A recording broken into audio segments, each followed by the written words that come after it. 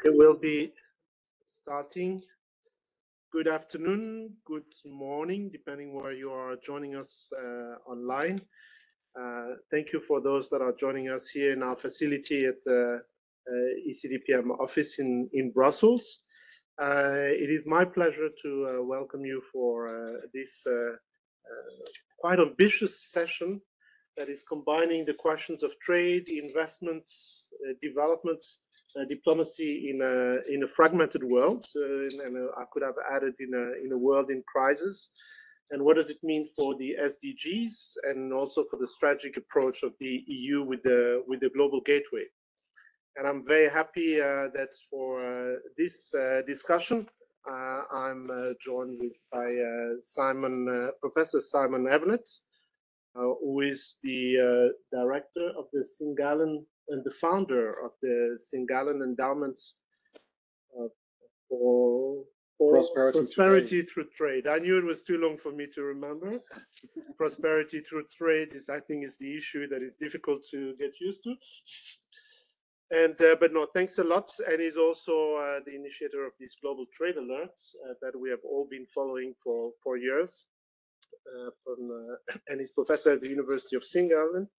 And we are also Professor Hoekman, who is the director of global economics at the Robert Schuman Centre at the European University Institute, and also world famous trade specialists like Simon, former World Bank people. And we will be joined also by Urszula Stepkowska from the DG Trade, who will join us in a few minutes. But I wanted to start perhaps this meeting with some just preliminary remarks about the situations where we are in now and why we were thinking this kind of discussion would be very relevant. And I will start with two perhaps major dimensions that I think we should pay attention to in these conversations. One is the SDGs. And the SDGs have a very important dimension. Of course, it's an aspiration we all share, but I think that among all the implications of the SDGs, two in particular, perhaps we should really pay attention to. One is in terms of development perspective, I think, and for developing countries. It's, in my view, the SDGs have also marked a shift to stronger attention to economic transformation, structural transformation, industrialization. What is the role of economic developments, the role of the private sector, and also in terms of finance going from the billion to trillions in order to mobilize finance for the development. And that came really with the SDG dimension. And I think for the development cooperation or more traditional development, that was, in my view, a very important step also in the direction, of course, with the large number of SDGs that were also identified.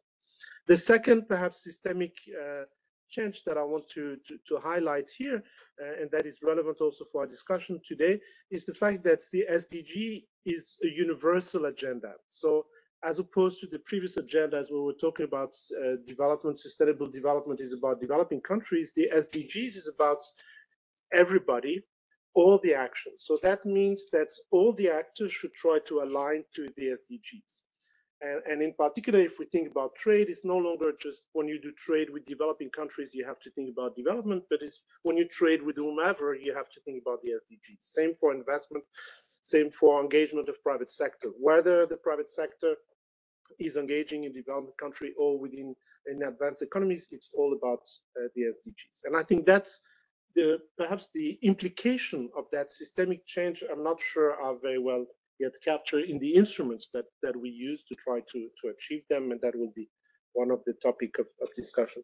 The second dimension next to the SDGs is, of course, the strategic dimension, and for Europe also this geostrategic dimension that is perhaps going to be enhanced or perhaps going to be derailed also by the different multi-crisis situations that we're in.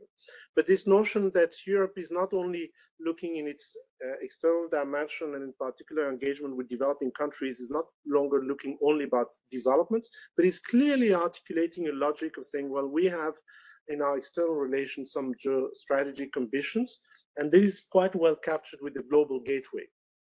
That is this kind of combination of saying we want development tools and we want to pursue project European values, we want to foster the SDGs, but at the same time we also want that to represent the political, geostrategic interests of the EU, and that's what we want to try to pursue. And in that sense, there's obviously a kind of dynamics between the more traditional development policy and following the SDGs with what is our own interest as advanced economies, in particular in the EU. What do we want to try to defend for our interests? It's this kind of win-win type of approach, which can also create in itself some of its own tensions. And so we thought that in these kind of discussions and needs to think about the coherence between these perhaps more traditional development type of instruments that the EU has at its disposal, together with other public policies and finance interventions that are not necessarily directly linked to the SDGs, but nonetheless, they're not linked to the interesting lapses, are not linked necessarily to development, but nonetheless are linked to the SDGs. And so in that sense, it is kind of important that we do have these kind of interactions that are taken into account, and how we can combine the different instruments. And trade and investment are perhaps a very good entry as that. In this context came Professor Simon Evenett, who is with his Global Trade Alert, is asking very relevant questions about what is the synergy between the trade and the SDGs and what we're trying to do in the monitoring. So we have the chance of having Simon, who is going to start with the presentation of his Global Trade Alerts report. That is really, for those who are not familiar, you should follow all the editions. It's a fantastic work that has been doing, and he will explain today also why it is so important. And then we'll have some discussions. So thank you, San, for this kind introduction, and also thank you to your team for putting on this event. This is our first public launch event for this 30th report of the Global Trade Alert, which is co-authored with my colleague Johannes Fritz as well. So let me start with some context. You've provided a lot of it. If we think about Agenda 2030, it was supposed to be a 15-year program. We're halfway through. So it starts in 2016. We're now in 2023. It's supposed to be completed by 2030. I think there's a general sense that we're behind the curve on this. That's one important contextual feature, and that's not just relating to the contribution of trade and investment policy and other policies. The second important contextual factor is that, of course, proponents of openness, trade integration, and the like are a bit on the defensive, and we're often asked, well, what has trade and investment policy done for development? And if the lens through which development is often judged is, or rather, are the Sustainable Development Goals, then we need to be able to connect the two, the policy interventions to development impacts. That then leads me to my third observation, is that when you look around the literature to see who has done this, either analysts or possibly even governments and or organizations like the European Commission evaluating their own work, one does not see so many people making those connections. We do have some excellent case studies which have been put out in books looking at individual countries and individual policy decisions. There is a very useful attempt by UNCTAD to try and link some of the policy interventions to certain of the SDGs.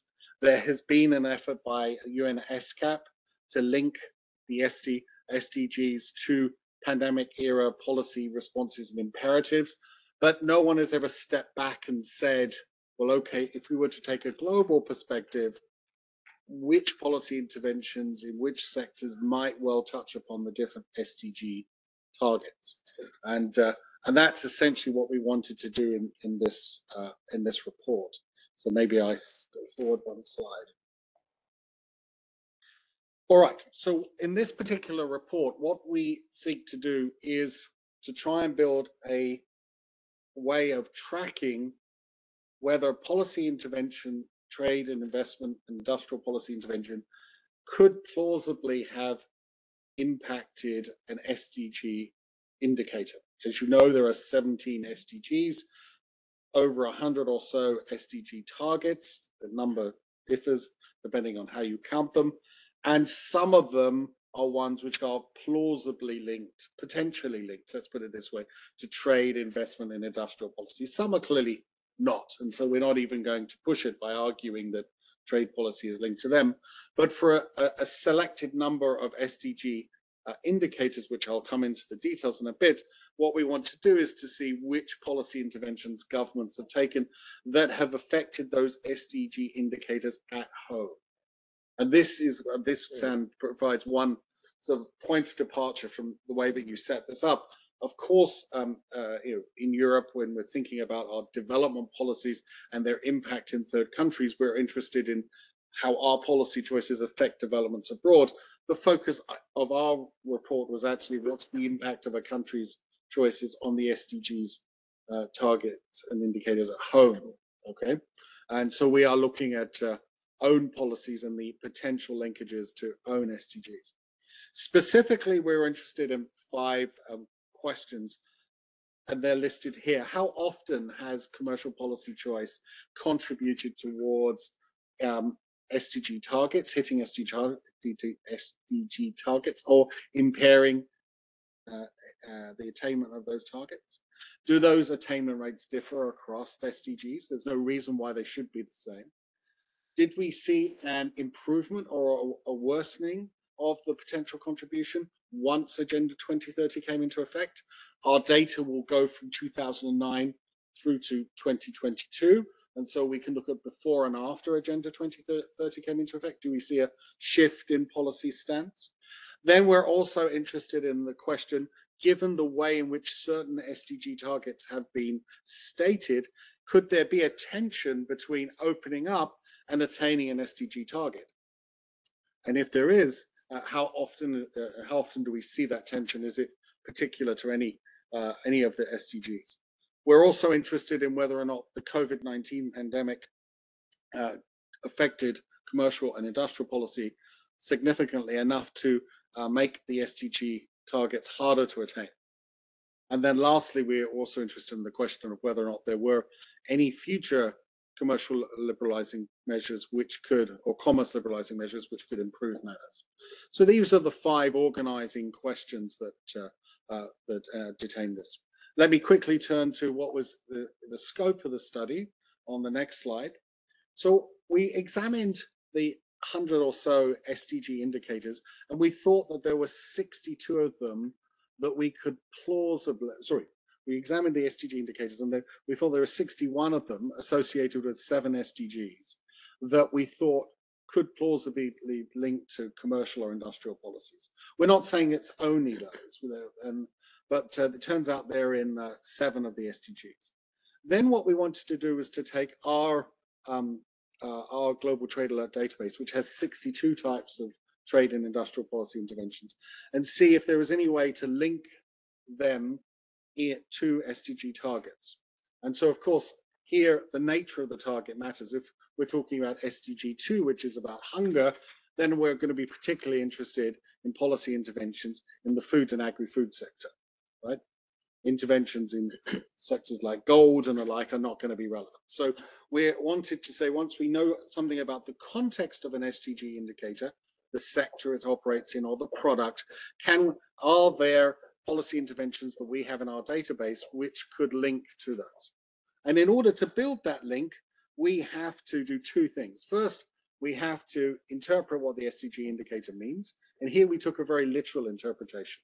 So if you take SDG 2, which is often about hunger and access and availability of food, those types of SDG indicators are really consumption-based indicators, right? How much can poor people get their hands on food at low prices? And so we used a textbook economic approach to examine which policy interventions would lower the price and increase the availability, right? And this then gives us a logic which links the policy interventions to the SDG target. Some of the SDG indicators are production related, so increasing the incomes of small scale farmers. Well, again, the same economic textbook frameworks that we learned at university can help us make links between policy interventions and those SDG targets. So we have to build those linkages in. This we call, it has a fancy name, we call it a mapping. We have to map from the SDG target to the sectors and the policy interventions, and then it becomes a counting exercise. How many times do we see policy interventions which have certain types of characteristics? Now, huge counting exercise. A huge counting, because our database has over 50,000 policy interventions in it since the financial crisis began. Now, nobody has built such a structured mapping before, okay? And one of the things we wanted to do in the report was actually to lay it out in sufficient clarity so that if people didn't like how we did it, they could improve on it. And so we have here, you know, we don't claim that this is the last word on this topic, quite the opposite. We think that in order for us to be able to intelligently discuss the impact of trade and investment policy, industrial policy on the SDGs, we need to have these types of mappings. And other people may have a very different view about what should be in these mappings, but then at least if they follow the basic structure that we have followed, it'll be much easier for people to subsequently compare what we've done with others. The other use of such a mapping, of course, is imagine you are a government thinking about its trade and development policy. You could actually then begin to track the likely SDG impact of your work. So essentially, our mapping exercise is a prerequisite for any serious evaluation method process. Okay. So what did we find? So we found in our 50,000 policy interventions that we have globally from the Global Trade Alert database, we found that about 37,000 of them could plausibly be linked to any one of the 61 SDG targets that we study in our report. So there's quite a large database. About 19,000 of those policy interventions happened since Agenda 2030 came into effect. So we've got quite a lot of policy intervention before Agenda 2030 comes in and afterwards. This is useful because we can do before and after comparisons of policy stats, which is what I will come to. What did we find? We found that once Agenda 2030 came into effect, about 45% of commercial policy interventions were in the right sectors, in the right products, that they possibly contributed positively towards attaining SDG targets. Now, 45% is not 100%, okay? But it's bigger than zero. So people who say trade policy's done nothing, I think they've got a pretty high bar to argue against that, right? But we also found, that there was about, I think, around a third of policy interventions a quarter of policy interventions commercial policy interventions that harmed SDG targets. So it's not like everything works in the right direction and the rest are neutral. So we do find that there's plausible potential impact. Then what did we see once the Agenda 30 comes into effect? The percentage of policy interventions that look like they've positively helped an SDG doesn't really change very much. But the percentage of policy interventions which are likely to harm an SDG target actually goes down. So the bad news story is diminished, okay? And that's maybe progress. When it comes to the tensions between opening up and the SDG targets, when you look across the SDGs, there are very different findings. Okay? In SDGs 1 and 6, so that's poverty and clean water, we found very little tension between the actual indicators that we could track and opening up to trade and investment policy. So these are, here there's very little reason to worry about there being a tension. The biggest problem is in SDG 9, which is about private sector development and transportation use. And especially with respect to the private sector development indicators, you could argue using that textbook economics model that we learned at college, that if you raise tariffs and you restrict FDI, you can increase the profitability of local firms. And that, at least if you literally read the SDG 9 targets, that will improve those targets, right? And so the tension is, in our work, we found is greatest in SDG 9. Okay?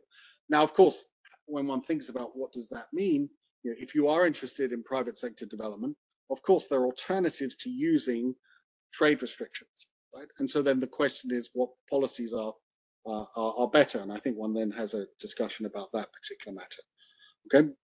Now, when it came to looking at the impact of the pandemic, we found very little. Okay. So it's not that the pandemic radically altered trade and investment policy, such as to set back the SDGs. So I don't think there's a pandemic disruption story that we need to worry about, at least on the basis of the evidence that we presented here. When you look at effects across different classes of income levels of countries, you see improvements before and after 2016 in the lowest income countries and the highest income countries. The middle income countries, both upper and lower middle income, see very little change. And so they're the ones where trade policy appears to have been least responsive to this. Just if you allow me, I don't want to interrupt you, but just clarification. You said there is no real impact of the pandemic, but at the time of the pandemic, we were saying trade is stopping and some countries are blocking. Yeah. You were saying that had no impact, no visible impact on the SDGs. Well, what we're saying is that the indicators of policy stance that we calculated, these are you do not see an overwhelmingly negative story, largely and for the simple reason, Sam, that in both food and medical goods, so many countries outside of the G20 liberalize their trade policies. And I think this is actually one of the least well-known facts. We always obsess about what the big countries are doing, the big players are doing. Once you look outside the G20, the reaction of many middle income and lower, middle-sized and lower, smaller economies was actually to try and source as much as they could off world markets. Mm-hmm. So this is actually a phase of liberalization, right? So whilst we were worried about export controls and all the rest of it in the West and elsewhere, actually there was a lot of liberalization going on, and that's being picked up here too. Okay, so I think that's what rounds out the story. We also show in the report that yes, you can get, there are opportunities, given the way the SDG indicators are structured, for more liberalizing interventions, both on the trade and investment side and the subsidy reduction side, to improve the SDG indicators. So there's more juice there for those of us who want to advocate for openness. One last slide, and then I'll wrap up, because I know there's lots of interesting insights to come. So to summarize, what is it that we've tried to do? We've tried to do, I think, the first sort of global attempt to try and characterize the linkages between trade, investment, and industrial policy and certain SDG indicators. Certainly not the last word in this. Others may want to do this differently, but this type of mapping is really important if you want to track in real time what's going on, and also to do ex post evaluation studies, which I think are going to be important. So the mapping we have is contingent on three things: the database we used, the economic model we chose, and the SDG indicators and how we read them. Intelligent people may make different choices there, but that's the reason for getting this discussion going. Looking across the 7 SDGs we saw, it's unwise to generalize. So it's unwise to say that the trade policy either does really well in all of them or some of them. As I indicated, the tension between liberalization and SDG performance varies. Okay. When it comes to generalizing over time, however, I think you can say that we didn't see much of a shift towards commercial policy which directly benefits the SDGs. We saw less commercial policy which harms SDG performance. That's good news. Mm-hmm. And we didn't see much of a big change in the pandemic, largely for the reasons that we discussed. Okay. Going forward, and just so you can use this and you and your colleagues can use this, we will use this mapping that we've developed to tag the policy interventions in the Global Trade Alert database, so that you'll be able to go in and say, if I'm interested in SDG target 1.1, you'll be able to pull out all the policy interventions that we think are relevant there. And that may well be very useful for evaluation purposes. And we will be able, and you'll be able to go in and extract, for example, all the policy interventions by a particular jurisdiction or customs territory and SDG target, and you'll begin to be able to see how each government's actions are beginning to affect the SDGs. And we hope that this will encourage people to think harder and about this question and to bring trade and investment policy closer to the SDGs, which, as you know, is the preeminent development policy initiative at the world. Thank you very much. Oh, great. Thanks a lot, Simon, for giving us these insights of what can be done, and I think providing a real public good at the same time. I mean, not only you do the analysis. I mean, you collected all this data, providing this analysis, which is useful for the broader community, for both policymakers and academics, to try to understand what we're trying to do collectively, and then try to dig out. So it's very interesting. Bernard, I'm sure you are not indifferent to these kind of insights and analysis that we're getting. What did the report, which I encourage everybody to read, what kind of reaction did it trigger for you, and in particular in the current context that we are in now? Thanks, Dan. Yeah, so I think I would definitely encourage everyone to read this report. There's a real wealth of information in there. But I think before turning to the report, let me just step back a bit in terms of thinking about the links between trade and the SDGs. Right. So one of the things, I'm a trade economist. So when I was looking at the SDGs, I'm really looking for how is trade going to be used as a means of implementation, and that's the way trade and therefore also trade policy is considered in the SDGs. And my take at the time, and I went back and looked at it again after I read Simon's report, is there's not a lot of there, right? So in a sense, what was done in the SDG context is a lot of talk about trade in terms of a means of implementation. And that is very much reflected. Okay, there's some discussion of agriculture, and clearly trade policy and subsidization of agriculture is relevant for eliminating hunger. But most of it was put into this category of SDG 17, which is the Partnership for Development. And that focuses on the multilateral trading system, an open trade regime, calls on countries that are in a capacity to do that, to provide preferential access to lower income countries, and calls on the use of development assistance to actually help developing countries trade. Right now, that is essentially the MDGs. Right, so we already had that in the Millennium Development Goals, and essentially, so not a whole lot changed. And one of the things that I remember people in my world, the trade economists, were kind of frustrated with the SDGs, precisely for the reasons that Simon has now done in the report.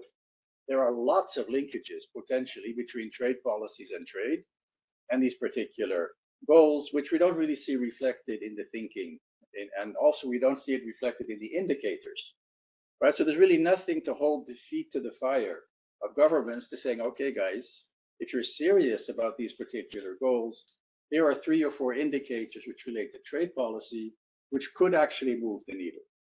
That's simply not there, right? So that is left for individual governments to do, and my sense is it hasn't been done, and partly that's because it wasn't there. Right, so in a sense, what Simon is trying to do is what I think should have been done from the get-go, and which really wasn't done. So if you ask, for example, we're here in Brussels, so we're talking to some extent about the European Union. If you ask, what has the European Union done? Think about its own common commercial policy through the lens of the SDGs and achieving the SDGs. I would really like to say a lot of thinking has been done on that. My sense is not a whole lot. Trade policy is trade policy. It runs on its own track. And yes, in terms of our trade agreements, we worry about trade and sustainable development, but not so much in, okay, let's rethink our common commercial policy through an SDG lens. So I think that's the first take, and that's not necessarily to criticize the European Union. It's also something we see in all countries. Right? So as Simon emphasized, the focus of what he's looking at, all these trade policy measures and instruments that we find in the Global Trade Alert, right? And there's a huge number of them. also by category, are essentially a nation's own policy, right? And so what Simon is asking is, did anything change between the MDGs and the SDGs, right? And essentially, it's not so much that trade policy is going to have an impact on the SDGs, which Simon's methodology really can't tell us much about. So the real question that I take away from the report is, did anything change, right? And Simon went through the conclusions and say, well, not a whole lot, but on the margin, maybe yes, right? So we see a little bit more things being done that are less harmful, potentially. And I think the potential is extremely important because we really don't know, right? It's simply there are these expected correlations, but whether they actually are meaningful in fact is something we need to do a lot more work on.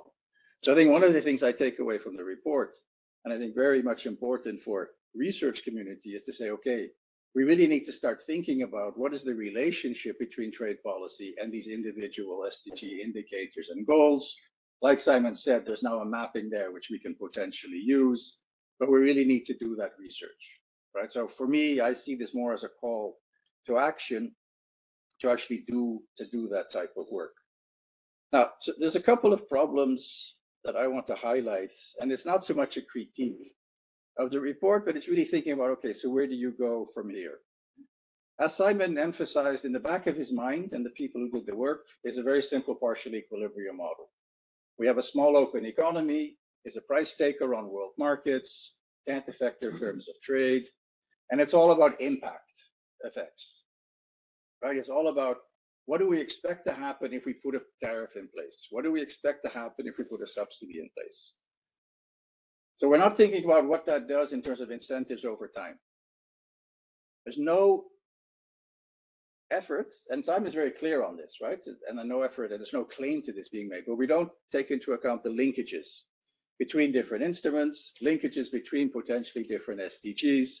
So there's a lot of work that needs to be done, what economists call general equilibrium type of approaches, to think about what the effects are of these instruments. And again, it's not a criticism of Simon. I think the approach that was taken was quite reasonable, but clearly there's a lot of work that needs to be done before we can say anything with any kind of confidence about what is the link between these different trade policy measures and the SDGs of interest. And I think that's particularly important from a development point of view, right? So the SDGs are sustainable development, and development obviously is not an impact short-run thing, right? Development is something that happens over years. So you really do need to take those linkages, and you do need to take those dynamic incentive effects into account. So I think that's something for us as researchers to do much more work on, and hopefully we can also find donors to fund that work, because obviously people like Sun are not living here on their own time, right? So I think that's something, but I think it really is important, because again, if you read the report, I don't know what it was. How many measures were there? 32,000 or something? 37, I think. Yeah, so I mean, so a huge number of, and you need to condense that down, but also from a policy-making perspective, we need to give policymakers information on, okay, so what actually matters most at the margin, right? So should we really be paying a lot of attention to tariffs as opposed to subsidies, as opposed to export controls, as opposed to all these things that countries do? What moves the needle most, right? And I think this is where that analysis becomes really important, because otherwise, if you just look at the reporting and look at the measures, you don't really know which levers to pull. And so again, I think that's for us as a community to be focusing much more on. One of the things that is interesting that comes out of the report, which Simon didn't talk about, if you look at the type of measures that are being used by groups of countries, you see a really distinct difference between what high-income countries are doing, what upper middle income countries are doing, lower middle income countries are doing, and low income countries are doing, right? And partly that's a function of the constraints they have. So if you're a very low income country, obviously you can't go off and subsidize a whole lot of things. If you're a high income country, you can do a lot more in the way of subsidization. Of course, we're reading about subsidies every day in the newspapers now in terms of what the United States is doing, what we potentially would like to do. But clearly low income countries are not in that business. Right. So I think one of the things to also focus on from a research point of view looking forward, one of the things I take away from the report is understanding what is going on in terms of lower middle income countries, upper middle income countries. Because one of the things that comes out really strongly is that upper middle income countries are very much in the subsidy business. Lower middle income countries are relying on tariffs. Now, again, the explanation for that would be budget constraints.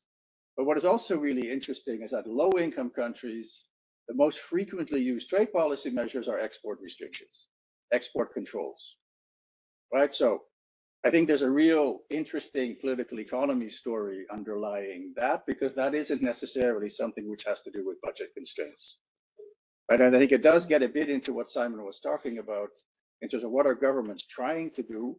And then the question is, are they effective in doing it?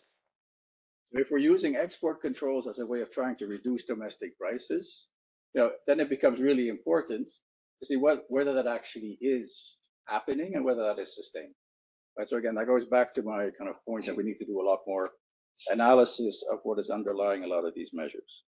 My final point is that ultimately, and again, this is not a criticism of the report, because that was not the objective of the report. But what we would like to know, and I think as what policymakers would like to know, is to say, okay, let's put a sustainable development goal indicator as an objective. So we're trying to change this, we're trying to improve it. What is the role of trade policy in actually helping us to achieve that goal? Right, and that's not something we find in the report, because the report is not looking at those indicators as such. Right, so what we want, and that's kind of work that needs to be done, I think, much more, because partly that's a function of what we do ourselves, let's say as European Union, what our trade policy does for these individual SDGs, but also what other countries' trade policies are doing for these SDGs. So you need to look at both of those and then control for things like per capita income and other determinants of the ability to actually change these SDGs. One thing that is not in Simon's database, which I think is important, probably for many people in this room, is he's not looking at development assistance. Right? So there are other instruments, of course, that we use to pursue the SDGs, especially in developing countries. And those really do need to be taken into account in the analysis. Again, that's not trade policy. The GTA looks at trade policy. So again, not a criticism, but I think we need to consider the fact that there are multiple instruments that are being used by governments to pursue these goals, or we'd like to think that they're being pursued. But anyway, but we certainly have multiple instruments. So at the very least, we need to disentangle what those instruments are doing in terms of actually affecting the SDGs. Now, Sana and I have been involved in a large project where we actually tried to focus in particular on the European Union and ask the question, are our external policies actually having an effect on some of the things that are captured in the SDGs? And unfortunately, a lot of that research suggests not a whole lot, right? So it doesn't seem to be a lot of evidence that trade policy actually can help move the needle on many of these SDGs. So the conclusion that we drew from a lot of that research is you really need multiple instruments, and we need to think outside of the trade policy box, which is, again, not to deny that this is very useful, but at the end of the day, there might not be a whole lot of traction in terms of what trade policy can do for many of these goals. Thanks. Well, thanks a lot. Before I turn to Urszula Stepkowska from DG Trade, let me just take advantage to have one of the two leading, two of the major leading trade economists in the world to get you a bit out of your comfort zone of doing research analysis. We need to do more research. But what are the implications of both, Simon, your report and Bernard, you have been in this arena also for a very long time. What are the kind of policy recommendations you would make, both out of the report, but also more broadly in terms of how could we use better the trade policy to achieve the SDGs, which ultimately is what also the EU is trying to do and at least claiming to be doing. So do you have any suggestions? Maybe what I'm going to say speaks more to some of the narratives which are out there, right? So we are facing a backlash against openness and liberalization, and there are some people who would turn around and say the last thing we need is neoliberal trade policy near the SDGs, right? Mm-hmm. And I would argue that the way in which a number of the SDG indicators are being constructed is that there are plenty of ways in which more liberalizing trade policy would actually help. So I think we need, again, to push back against this view that the trade policy does more harm than good. I think so. That's one thing. I think a second thing is to look very hard at some of the SDG indicators, especially in SDG 9 on private sector development, where yes, I mean, if you you could turn around and use trade policy to shut out a lot of imports on the grounds of import substitution. Yeah, and this infant industry arguments that we we cannot compete with the advanced economies, so we're developing countries, we have to protect ourselves. So a naive interpretation would be to say, look, you know, the SDGs 9 gives us a rationale for doing that. Okay, but then we go very much into what Bernard is saying. And just because trade policy can have that short-term effect doesn't mean it's the right thing to do over the medium or longer term. And of course, you want to see if there are alternative policy instruments as well. Yep. And I think I'll say one last thing, which is that we are going to have to explain a lot more what trade and investment policies have or have not accomplished, should or should not accomplish. And we can't do that unless we have these types of mappings and linking, unless someone has systematically linked these things together. And as I said, ours is not the last word on this, but we really need, as a community, to be able to speak to this development debate. Otherwise, I think we'll be further and further marginalized. Thanks, Bernard. So I guess two things. So one I think in terms of is if we're serious, and it's a big question if we're serious about attaining these SDGs. For me, the question is what I started off with, is where's the discussion domestically in the EU, but also in other countries? Okay, what could we do? What is really low-hanging fruit where we could use trade policy if we want to limit the attention to trade policy? And I think there it's very, you could start with a very simple look at, and this is something Simon can't do because Simon starts in 2009, but we should look at the baseline policy. So what is actually in place today? Everything, right? As opposed to the changes that Simon is looking at. And there's research that shows that on net, a lot of trade policy is anti-poor, right? Because essentially it's discriminating against the consumption bundle of poor people around the world. It depends a lot, of course, on the country, but that's one. Another one is a lot of trade policy is actually anti-green, right? Because we have higher levels of protection and restrictions on technologies that would actually help consumers adapt the renewable energy sources. So I think just look at the trade policy structure through that lens.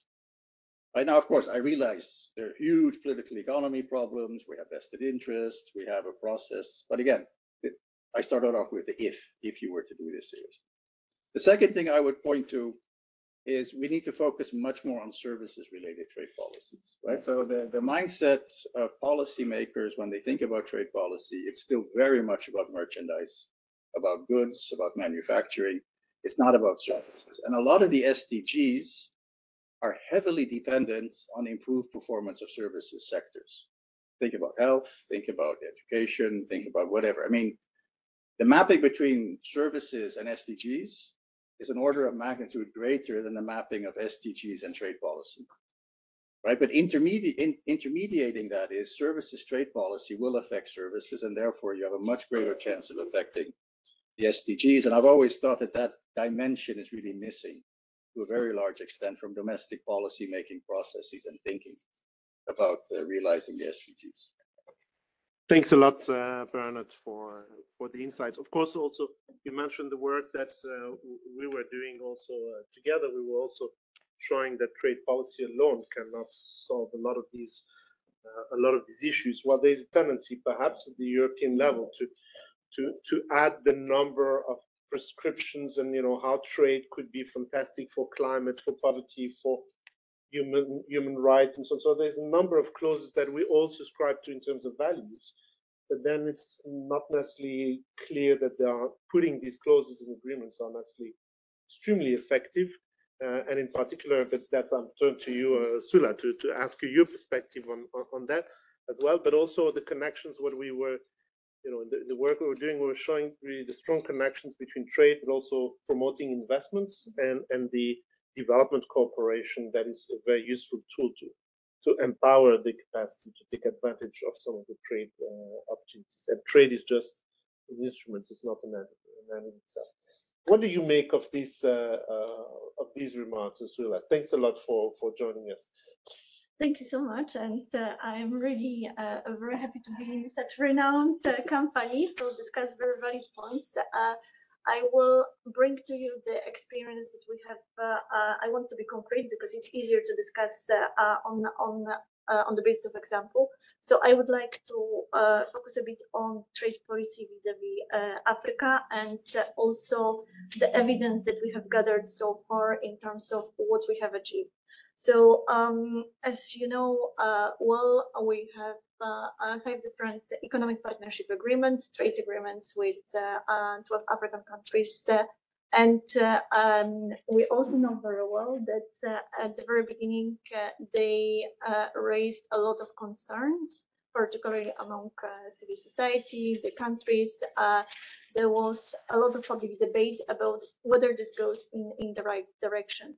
And many of these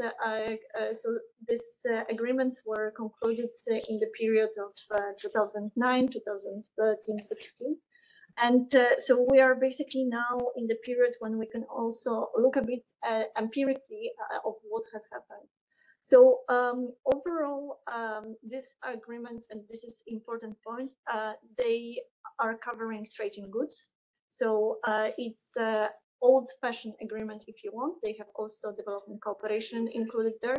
But basically what we have seen is that overall with the African countries over the period of 2009 to 2021, trade increased by 80%, which is a very important figure that also Africa is getting more integrated in the global value chains, but also trade is balanced. So it's not one-sided. Export and import is balanced. Second, what we have also discovered on the basis of the trade data is that countries that concluded these agreements, they have increased trade by they increased trade exactly by 80%, while those countries in Africa that didn't have the EPE, they actually only increased by 40%. So there is already a difference there. What we have seen as well is that they also attracted much more foreign direct investment. Actually, they attracted 4 times more direct foreign investment than countries outside of EPAs. If we look also at the preference utilization rates, we see that most of the African countries, their utilization rate is at the level of 88, 89, 90%, while on the European side is much less. Then this is a framework that encouraged trade investment, but also has created this very stable legal environment, and this is also very important for attracting investment, and also the fact that we have a structured policy dialogue in the context of the EPA committee. So the governing structures of this agreement also helps address some of the trade barriers, or also discuss some policy developments, like, for example, all the autonomous measures that the EU is currently introducing in the context of Green Deal. So overall, this has been very encouraging sign. But at the same time, we know very well that trade or export from the African countries is still not as developed in terms of the structure of export as in case of other countries. So it's still dominated by agriculture production, although we see also some slight export diversification. And I think the best example here is South Africa, that has developed big assembly capacities for production of cars. on the basis of the inputs also and parts imported from the EU. And this is one example. Another, there are also some examples related to textiles and clothing sectors, but also in such a basic sector as cocoa, where we see a bit more diversification. I take a very good point about the analysis on, and assessing the impact, because we are currently also in the context of exposed evaluations. And this is a very important exercise to understand what are the consequences of the agreement, how this impacted the countries. These are development-oriented agreements, so liberalization is asymmetrical. They are also accompanied by the development assistance. And here I move towards new developments, because you have, Professor Evenett mentioned the trade in goods aspect, while what we have seen now is increased interest from many African regions into the services, investment, and this is particularly because their own integration processes. The African Continental FTA has been a game changer there. And because it has been possible to start discussing and agreeing on some protocols related to these areas, there is also new interest that we see from the Commission side with our trading partners to engage more on the exchanges in those areas. Then particularly investment facilitation is key there. And recently we have introduced a new tool. Again, we are trying to become also more innovative. This is not an FTA, but it's an investment facilitation agreement. The first one was concluded in November this year, last year with Angola, and aims at looking into transparency, procedures, e-government. Basically, if you are an investor, imagine yourself, you go to Ghana, you are new, you don't know the environment, you don't know how to talk to the government, you don't know which agencies to approach. And this is the first step basically towards facilitating the investment. So this kind of agreements has raised a lot of interest among the African countries. Then let me move to the next aspect that I wanted to address, which is sustainability as such, because our objective is not only to encourage trade and investment, but encourage sustainable trade and investment. These principles have been already anchored in Cotonou or post-Cotonou agreements, and the EPA itself, current agreements, they do not handle these issues. They mention the objective, but there we don't have trade and sustainable development chapter. However, we have also been looking in the absence of the rules into innovative tools. And again, we are trying to be creative. The process that we developed in the context of the Sustainable Cocoa Initiative is a good example, because there it concerns West African countries where they struggled with the question of deforestation, child labor, and lack of living income for farmers in the cocoa sector. So what we have done is, and this is the sector that is represented most in trade between those countries and the EU. So what we have done, we have gathered all stakeholders within the supply chain, and we have organized several rounds of discussions on each and every subject, trying to bring up some recommendations. Last year, we came up with all partners, including the governments, a roadmap on how to improve the situation in the cocoa sector. This has been also feeding into the preparation for the implementation of due diligence and deforestation regulation. So again, very innovative tool of a soft tool to engage with stakeholders in order also to facilitate compliance with the EU requirements. So this is an example.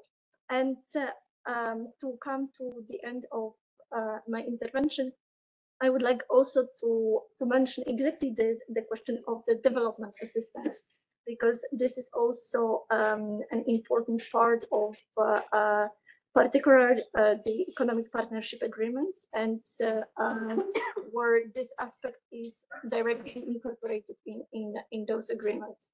We are looking exactly how different projects can support trade and investment, particularly private sector. Recently, also, the Commission has launched the big strategy related to Global Gateway, a big investment plan of 300 billion euros, in which half of it will be devoted to Africa. And here, exactly the idea is also to support big infrastructural projects, projects related to supporting climate objectives, projects supporting digital transition, health, investment as such. So, and one of the objectives is for us also to look into synergies between traditional trade policy with those tools that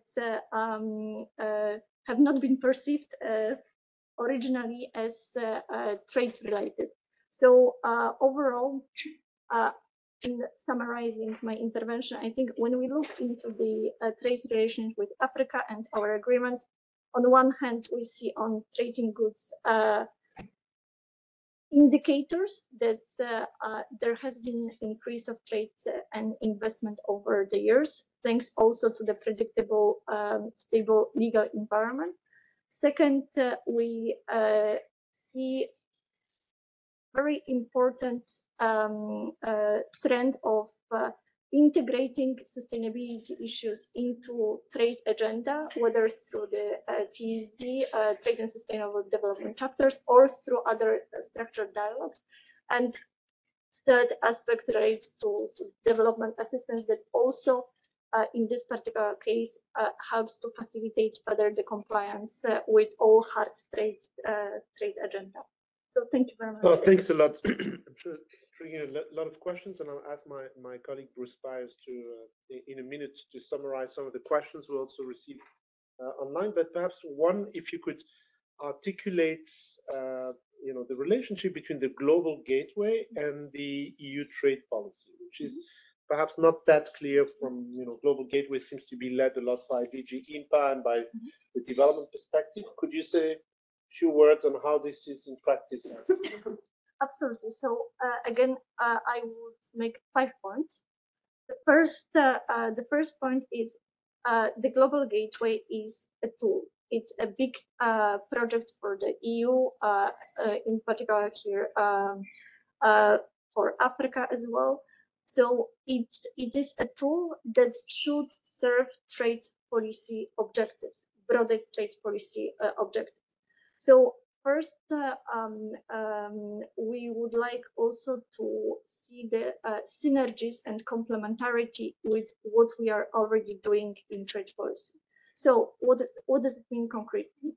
It means that we should definitely build on the predictability and stability of the EPAs or the agreements that we have, to encourage also investment in those countries, because they are already a very stable environment.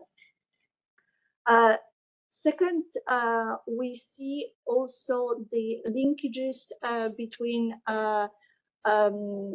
specifically investment side of it and all this investment climate, investment facilitation that I was talking about, because you cannot have a big project related to green transition, but at the same time, from trade perspective, having very restrictive business environment in a country and introduce all the barriers as well, because what is the value for money in this regard? Third, what is also important, I mentioned all these interlinkages between trade and climate, environment, services, investment, and all of this is also, these are also the priorities of the Global Gateway, because we are talking here about all the projects related to this particular area. So again, we see policy synergies between the two. Then again, from trade policy perspective, what is very important is that we are mindful in our efforts of the Global Gateway to look into also African trade integration processes, which is the African Continental FTA, because it is very important that if there are projects particularly related to transport area, to build on this synergy. So if African Continental FTA is deciding to create a specific hub, regional hub, it would be also important to build on those synergies so that the projects are getting into a bigger puzzle. And the last aspect that I wanted to mention again is the focus on sustainability, because from trade policy perspective and the Global Gateway, it's not only about any investment, it is about sustainable investment. So I think overall. So should we expect more sustainable investment coming from Europe, or more effort from Global Gateway going to countries that have a privileged trade relationships also with Europe? Or is that something that would be logical? From trade policy perspective, this is the angle that we see. If we have environment where already the investment has been attracted because it is stable, it's the country has introduced measures that encourage business, this is a factor that should definitely be taken into account. But at the same time, it is a strategic initiative that also goes beyond only countries where we have an FTA. But again, you asked me about trade relations, so this is where we see the linkage. Great, thanks a lot. May I ask Bruce to summarize some of the questions online, and then we'll also pick up. I suggest we collect some of the questions for the sake of time, and then also in the room here. Bruce, you want perhaps to come closer here? So I've been gathering questions from the chat. There's a couple which are for clarification. One from Ivano Casella from DG Trade, your colleague, asking for more clarification really about the tension that Simon mentioned in SDG 9. So sort of basically saying within the trade agreements that have been done, there are provisions to preserve private sector and competition. The rules of origin have been designed in a way so as to support private sector. So what is the tension that you were referring to? And another one of clarification from Antoine Auger from IEP about sort of why some of the SDGs 10, 12, or 13 are not covered. I guess, I mean, maybe you covered that indirectly.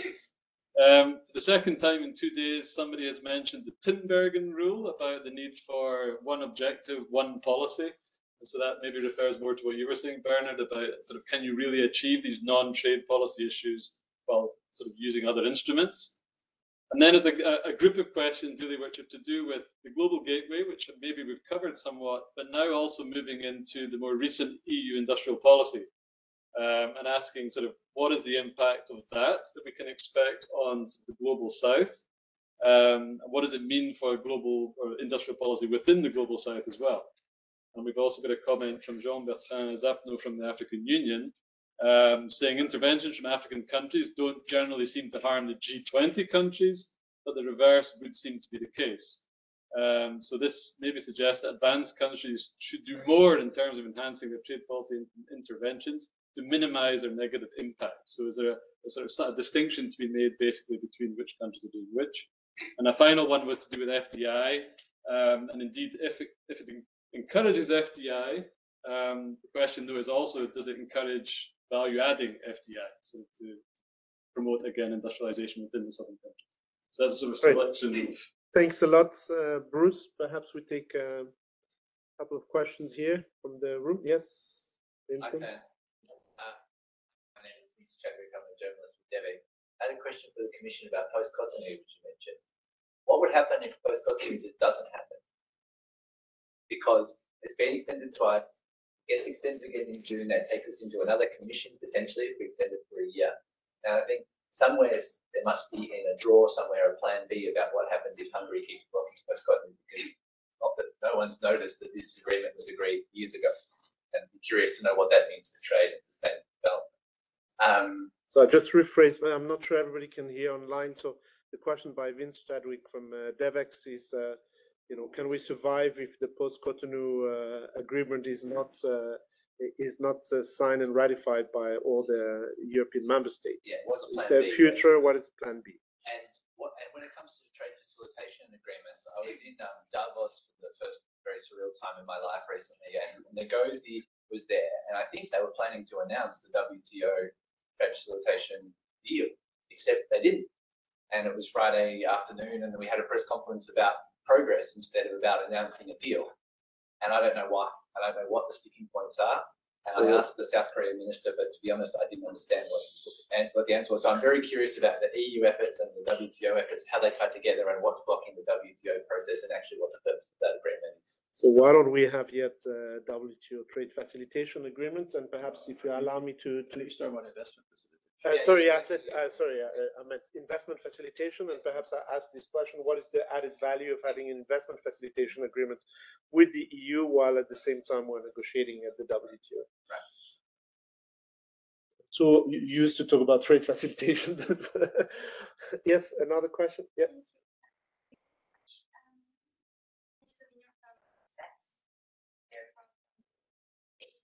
Offices have questions, but I will make them short. I would like to hear more on the upcoming directive on corporate sustainability due diligence and the linkages with your research, your findings, or your work. Another question is about the role of the European Investment Bank, which in practice can make project finance deals and work a lot with the private sector. But in practice, when they want to work in a country that is not considered in a way poor enough, they cannot get a guarantee from the European Commission. So, for example, India. India is the example. Short questions, because otherwise we won't have time for replies. And if you have any comments on your findings in China and so corporate social responsibility, EIB, and China, and what? And the last one was about the findings, especially the report findings on China.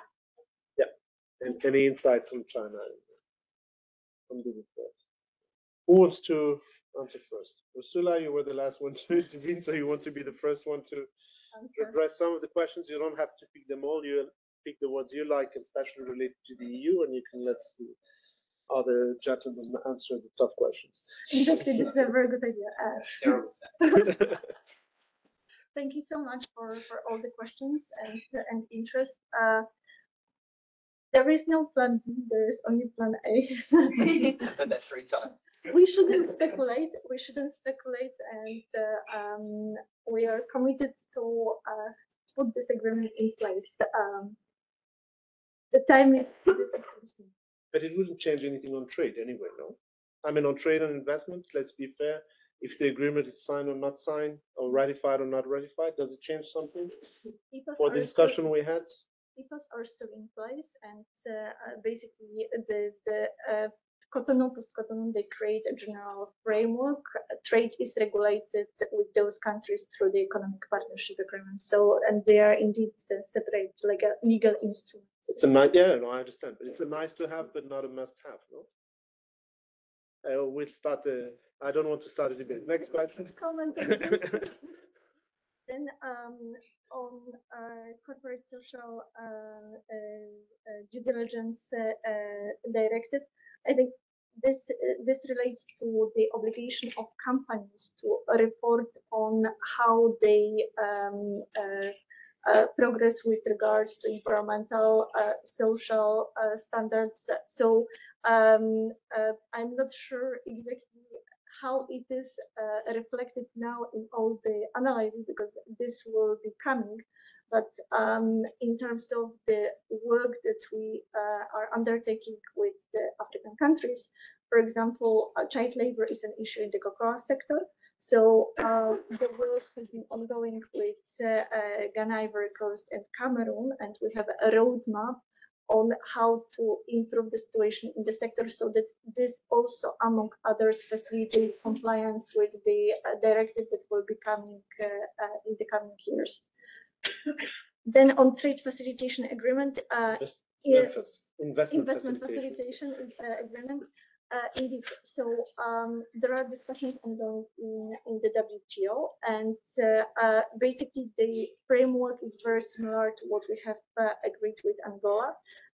The advantage of it is, of course, that it has much broader membership, and I understand from my colleagues that the discussions are at an advanced stage. But this is also WTO-led process, which means that it requires also time and consensus of all in order to announce something. So I understand the discussions are still ongoing, but because they are ongoing, this agreement with Angola has been basically building on the main elements that are included there, and it has been an example of a front runner of a country who has been interested in taking measures now.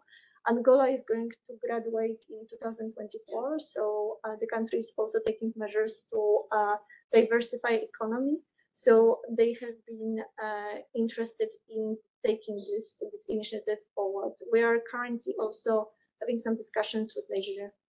We have 4 minutes left, so I'm just aware of the time. Bernard, you want to address some of the questions and perhaps the entry points on, turn also the entry points of FTAs also to stimulate investment. We got some interesting findings in our research.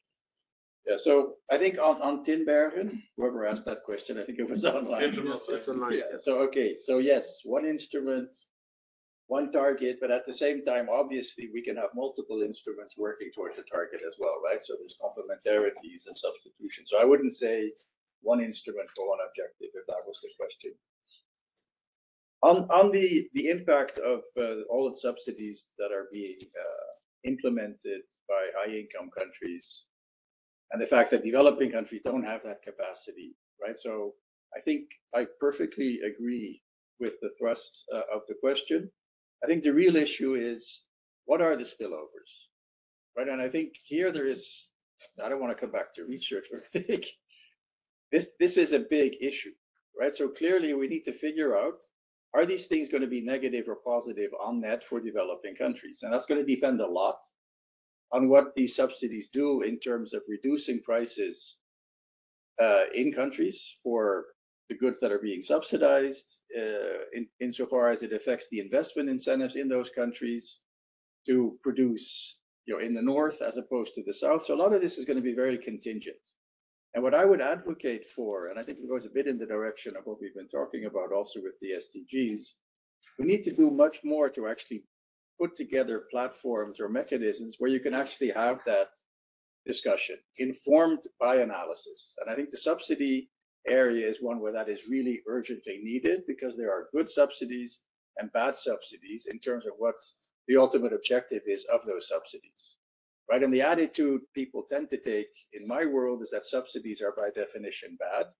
And that means everybody's kind of forgotten their college economics, because obviously we do have market failures, we do have a good rationale for intervention. And I think what matters for the developing world is, what are those spillovers, right? And those spillovers will work through different channels, right? Partly it'll go through trade, partly through investment, but we need to figure that out. So again, I don't think there's an easy answer to this, but I do think we need to take the question seriously and try to get an answer to that question. On investment facilitation, I'm not obviously part of the negotiations, but I think partly, as was said, it's still an ongoing negotiation. But I think one of the things that is impeding, I think, more rapid movement is the position that's been taken by India and South Africa, saying, we object to plurilateral agreements, we don't like this. So there's this kind of counter current, which is making some countries think about, okay, what do we do when we actually have a negotiated agreement? How do we bring that into the WTO? Right? And I think that's a technical issue, but I think it's a very political issue. And I would argue it's a non-issue, Because if countries want to go ahead, they can just go ahead and do it. And I think what we're seeing with Angola and the EU, everything that is being done and negotiated on investment facilitation can and should be implemented unilaterally by the signatories. Right? So in a sense, if you really believe investment facilitation is a good thing for the reasons that were just mentioned, once countries have agreed these are good things to do, good practices, and we all kind of have internalized why we should do this, they should just go ahead and do it. And technically, you can actually schedule this. I don't want to get into that, but we've actually written papers on this. So the South African and Indian position, we would argue, is not a constraint at all. If you're interested, we have a really short piece on the FDI Columbia University blog for FDI, where we go through the arguments as to why countries should just go ahead and do it and not worry about what India and South Africa might say ex post. So we can also discuss this offline. And that, thanks a lot. And that's the perfect segue to my closing comment, which is that one of the principal lessons we have of trade policy is the most important trade policy you do is the unilateral stuff for your own sake, not fancy trade agreements which take forever to be negotiated, might not get enforced, might not get implemented. It's what you do at home for yourself. And what's remarkable about the discussion we've had today and some of the comments and also what I've read elsewhere is that we don't use things like the SDGs to judge our own trade policies' impact on ourselves. So just as Bernard said, there's lots of trade policy we have, or indeed investment policy, which might impede the dissemination or the spread of green technologies, which might keep up the prices of food for poor people. And we need to have, the SDGs are an excellent vehicle for judging your own trade policy rather than the spillovers, which are important, judging your own trade policy on your own populations, right? And I think that's the thing we're missing here. We just, we talk a lot about our trade policy and all the rest of it and links to sustainable development, but where are the metrics? How do we show that this has had an impact? How can we be sure that the trade policies that we're choosing and the subsidy policies that we're choosing don't harm constituencies at home, which are thought to be important for the SDGs? And that's really what's completely missing. And it speaks to a lack of accountability along metrics which the governments of this world chose. I didn't choose the SDGs, the governments chose them. And they're not using them to judge their own trade policies at home, which is a missed opportunity. Oh, great. These are very useful comments. I think, what I would retain is that indeed we need matrix and check if the rhetoric and rationale that we're putting forward is, in fact, in terms of data and impact is really there. The second one, I think perhaps I'll keep in mind is really also what Bernard was saying, that we need a platform to be able to discuss these different interactions. And it seems that, at ECDPM, we call ourselves a think and do tank, looking also at what is the practice. And it seems to me that there's a lot of segmentation still in the approach. And so perhaps the ambition or the challenge for both the EU, but also for the partner countries and more globally, is to try to be able to articulate in a coherent manner all these different tools and initiatives that are taken and ambitions, because there are trade-offs, and having just a nice rationale that we can repeat is not sufficient, as you have experienced at DG Trade with these economic partnership agreements that have been most contentious and focused a lot on the rhetoric and supposed rational, good or bad. Thank you very much for all of you for your intervention. Thanks for those that participated online and in the room here in Brussels. And I wish you all a very good afternoon and hope to continue the discussion very soon. Thank you very much.